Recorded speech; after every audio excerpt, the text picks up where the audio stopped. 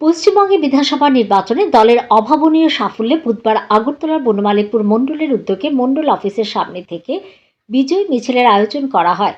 উপস্থিত ছিলেন বিজেপি প্রদেশ সভাপতি তথা সাংসদ রাজীব ভট্টাচার্য সহ অন্যান্যরা। এদিন মমতা ব্যানার্জির পদত্যাগ নিয়ে সংবাদ মাধ্যমের মুখোমুখি হয়ে প্রতিক্রিয়া ব্যক্ত করেন বিজেপি প্রদেশ সভাপতি রাজীব ভট্টাচার্য। তিনি বলেন, ওনার মতো রাজনৈতিক পোড় খাওয়া ব্যক্তি শিশুসুলভ আচরণ করছেন। তার এই আচরণের তীব্র নিন্দা জানান তিনি। আমরা শুনতাম যে পশ্চিমবাংলার মমতা ব্যানার্জি দীর্ঘদিন ধরে রাজনৈতিক পোড় খাওয়া ব্যক্তিত্ব, কিন্তু ওনার এই সিদ্ধান্ত, এটা ছেলে মানুষের মতো, মানে বাচ্চা শিশু সুলভ যে আচরণ, এটা গণতান্ত্রিক পদ্ধতিতে হয় না। কারণ একটা ডেকোরাম রয়েছে। মোস্ট অবলি আজকে বা কালকে অব্দি ওনার মেয়াদ রয়েছে, তারপর বিধানসভা ভঙ্গ করে দেবে রাজ্যপাল। তার পরবর্তী সময় নতুন সরকার গঠিত হবে, তো এতে কোনো এফেক্ট হয় না।